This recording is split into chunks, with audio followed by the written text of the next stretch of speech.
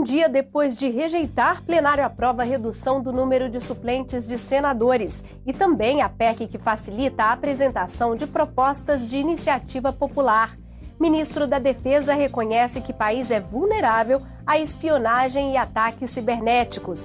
E senadores querem criar CPI para investigar bisbilhotagem americana no Brasil.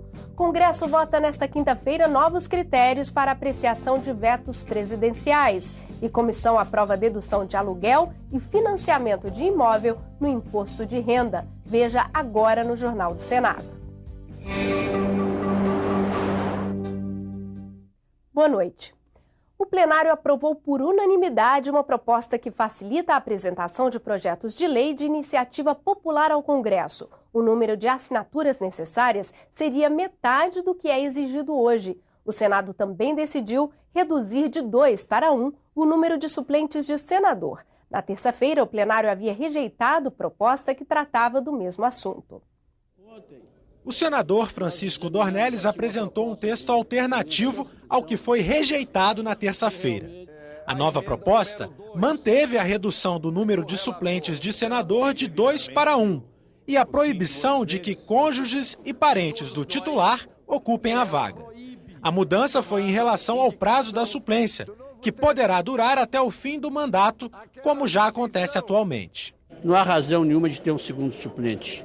Um suplente só responde, pode suceder, pode substituir, fica mais limpa a eleição, com menos opções de alternativas, vedando inclusive certos acordos que a sociedade não aceitava. O texto desta vez foi aprovado nos 2 turnos, sem votos contrários, e seguiu para a Câmara dos Deputados. Demos a demonstração ontem para a sociedade que a reforma política seria muito difícil, já que nós não estávamos concordando num tema tão simples. Mas hoje nos redimimos. Os senadores também aprovaram uma proposta de emenda à Constituição que facilita a apresentação de propostas de iniciativa popular. Hoje é necessário que um projeto deste tipo tenha a assinatura de 1% do eleitorado nacional.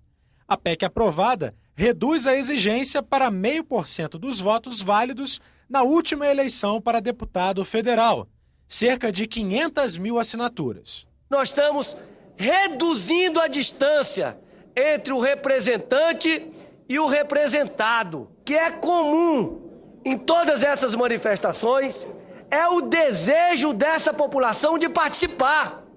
A população quer participar do processo político.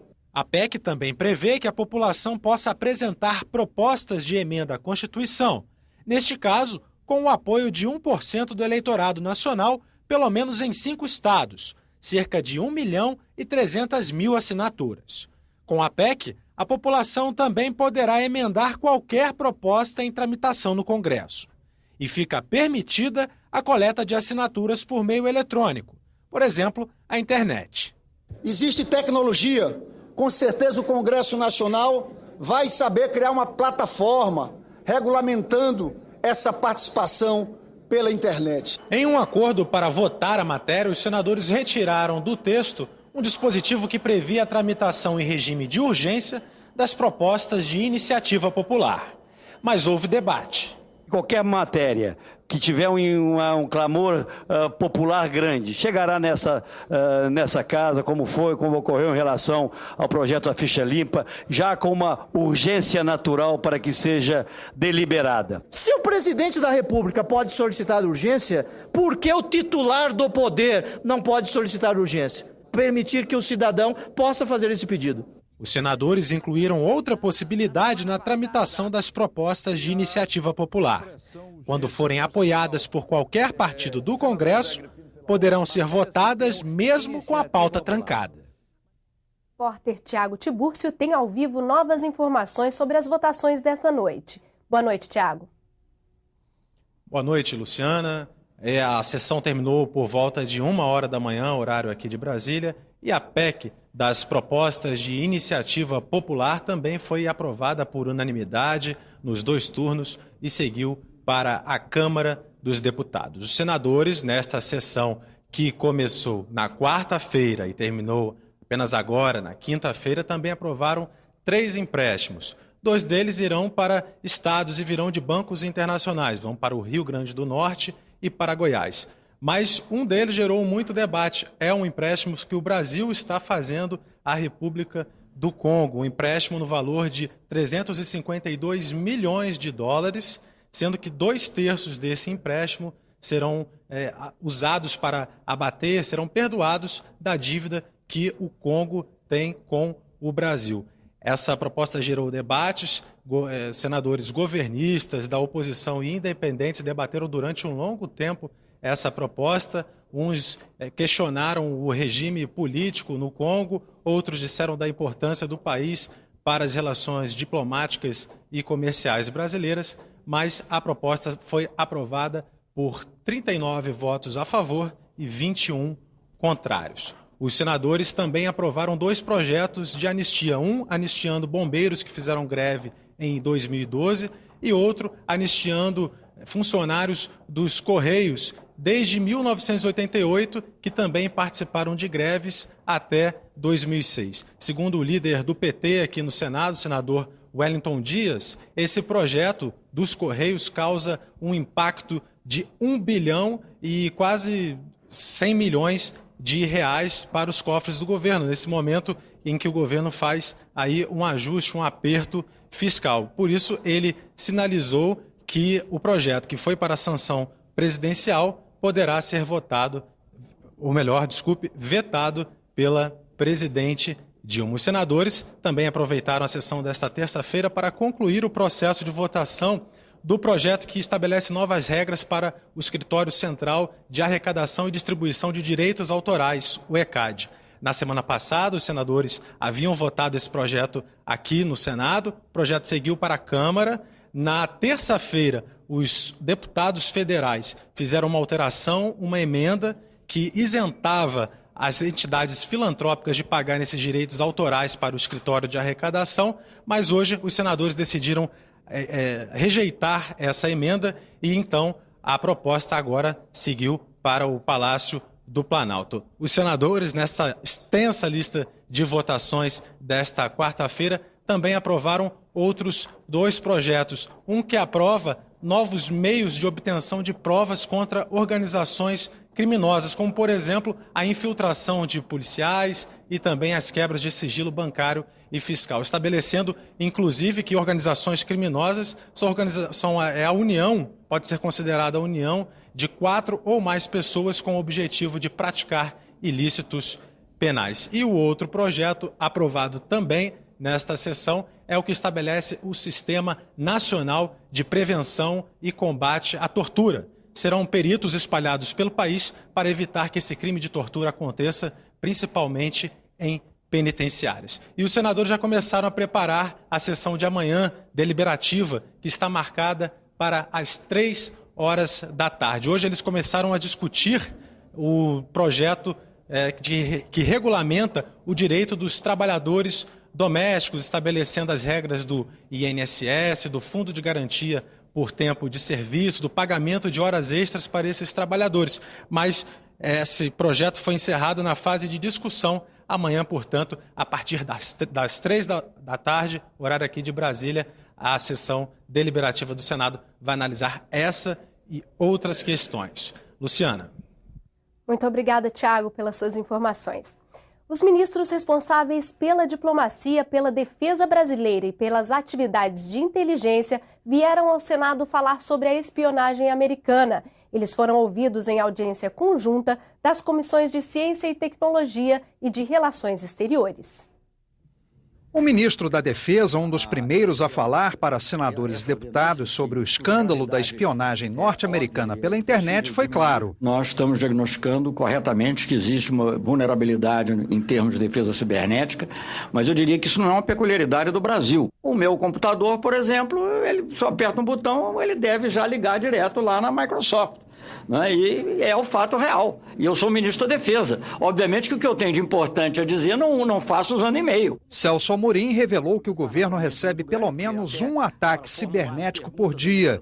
Explicou que a maior parte dos programas de computador usados pelo Brasil são estrangeiros. Muitos equipamentos estratégicos também. O país não tem satélite próprio de comunicação e defesa. Fundamental nisso é investir em tecnologia nacional. Software brasileiro, de preferência software livre, que não nos crie outros problemas. Agora, reconheço, isso não se faz do dia para a noite, mas tem que ter a determinação de fazer. O ministro das Relações Exteriores disse que os esclarecimentos prestados pelo embaixador dos Estados Unidos no Brasil foram insuficientes. Ele leu a nota da Presidência da República, que criou um grupo interministerial para investigar o caso. Sim, o governo brasileiro vai ir além do protesto inicial e do contato inicial, não só no plano bilateral com os Estados Unidos, mas também eu lembraria aqui que de todos os países a respeito dos quais houve denúncias de espionagem por parte do governo americano, nós fomos o primeiro até agora a sinalizarmos que vamos acionar o sistema das Nações Unidas. A senadora Vanessa Graziotin quer uma CPI sobre a denúncia de espionagem. É muito grave, gente, não só a nossa privacidade que está sendo violada, mas grave empresas, ações de empresas, do próprio Estado brasileiro, tudo está em risco e por isso tem que ser investigado. Uma das preocupações levantadas durante a reunião foi quanto à segurança das informações sobre o petróleo brasileiro. Em outubro, o governo vai licitar o campo de Libra, o maior do mundo. Ficou demonstrado que nós não temos segurança suficiente para empreendimentos dessa natureza, desse porte. Eles, com certeza, passam por um controle externo e, como se viu, um controle dirigido pelos Estados Unidos. O presidente da Comissão de Relações Exteriores pretende ouvir o ex-espião americano que denunciou o caso e que pode receber asilo da Venezuela. Se não for possível trazer o senhor Snowden ao Brasil, a nossa comissão vai até Caracas e terá lá com ele uma conversa franca, uma audiência. Nesta quinta-feira, os senadores vão ouvir o ministro das Comunicações, Paulo Bernardo. A audiência começa às 10 da manhã e será transmitida pela TV Senado. A senadora Vanessa Graziotin já conseguiu o número suficiente de assinaturas para pedir a criação da CPI da espionagem. O requerimento foi lido agora há pouco no plenário.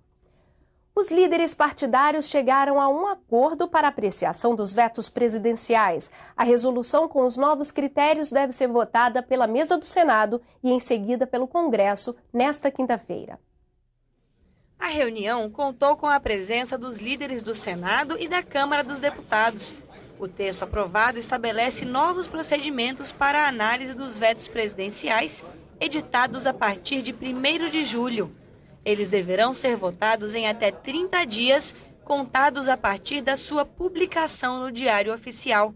Depois disso, os vetos passam a trancar a pauta do Congresso. Os líderes estabeleceram 2 patamares de vetos, os que trancam a pauta e serão tratados prioritariamente, e os que não trancam a pauta e não serão tratados prioritariamente. Esse é o acordo dos líderes. Agora se tem um mecanismo que eu acho que resgata uma função fundamental do Congresso, que é de ser a casa onde se conclui o processo legislativo. Isso não estava ocorrendo.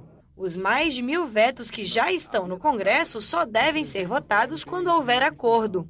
Ficou definido que a cada mês, na terceira semana, haverá reunião do Congresso Nacional para analisar os vetos.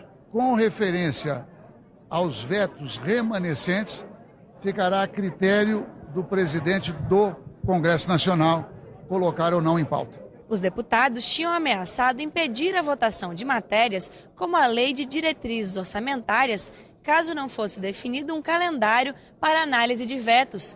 Mas com o acordo dos líderes, as votações serão retomadas. Após a aprovação, é retirada a obstrução, o que permite a votação da LDO e de várias medidas provisórias que estavam impedidas de votação. O presidente do Senado recebeu o relatório final da CPI mista de combate à violência contra a mulher.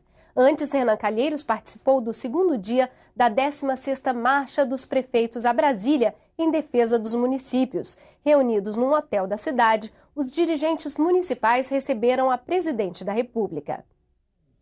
Entre as propostas apresentadas por Dilma Rousseff está a destinação de 3 bilhões de reais para os municípios gastarem com saúde e educação. Também vão ser repassados 5,5 bilhões de reais para ampliar a rede do Sistema Único de Saúde.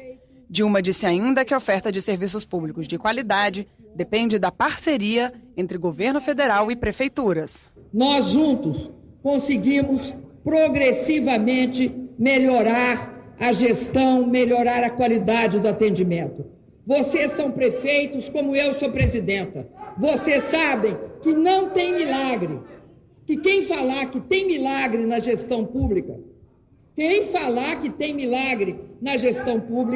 sabe que não é verdade. Em reunião na presidência, Renan Calheiros recebeu o relatório final da CPMI, que investigou a situação de violência contra a mulher. Sabemos o quanto a superação desse grave desvio de comportamento de nossa sociedade afeta a todos nós. Como todos sabem, um grande desafio que temos todos nós de enfrentar, pois fere não somente a condição feminina, mas a cidadania de todos nós. São ao todo 14 propostas e 73 recomendações dirigidas a municípios, estados e União, além do Judiciário. 4 dos projetos apresentados endurecem a Lei Maria da Penha.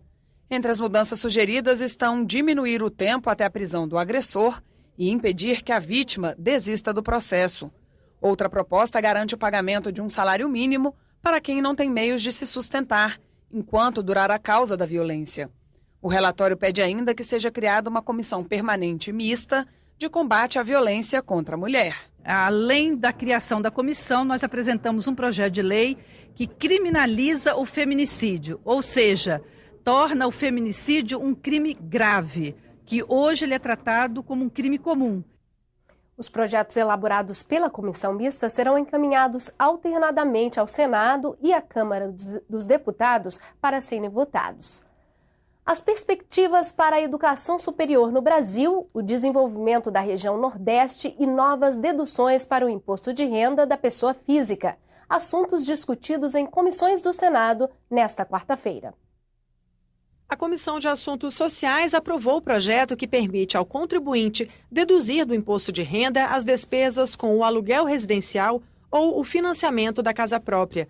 Pelo texto, o limite para a dedução é de R$20 mil e vale para um único imóvel que seja ocupado pelo próprio contribuinte. A matéria segue para análise da Comissão de Assuntos Econômicos. A comissão também aprovou a realização de audiência pública sobre a perícia médica realizada pelo INSS. Estou aqui numa demanda da área médica, especialmente do Sindicato Médico do meu estado, preocupado com a situação e o trabalho exercido pelos peritos do INSS, para que se faça nesta Comissão de Assuntos Sociais, que é o foro adequado, um exame e uma análise do que está acontecendo nessa atividade, nesse setor. Tem vários temas que nós precisamos sim dialogar para dar mais tranquilidade aos peritos médicos e, ao mesmo tempo, ter melhor serviço.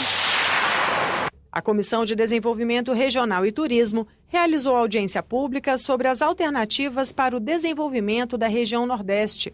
O debate foi proposto pelo movimento Integra Brasil, que reúne empresários, acadêmicos e representantes da sociedade civil e tem como foco contribuir para a redução das desigualdades regionais. O Nordeste precisa ser prioridade nas políticas nacionais, como, por exemplo, na política de infraestrutura, na política de ferrovias, na política de portos. Porque se isso não acontecer, nós vamos ficar sempre um pouco atrás do Brasil. A Comissão de Educação realizou audiência pública sobre impasses e perspectivas da expansão do ensino superior no país. Entre os presentes, representantes do Ministério da Educação, de organizações da sociedade civil, de instituições de ensino superior, dos professores universitários e ainda dos trabalhadores na educação. A luta pela educação traz no seu bojo um debate amplo, total, geral, que interessa a todos. Qualquer cidadão de bem, toda vez perguntado, qual é a forma do país crescer? Todos dirão que é a educação. Na página da TV na internet você pode rever as principais reportagens desta edição. O Jornal do Senado termina aqui. Uma boa noite e até amanhã.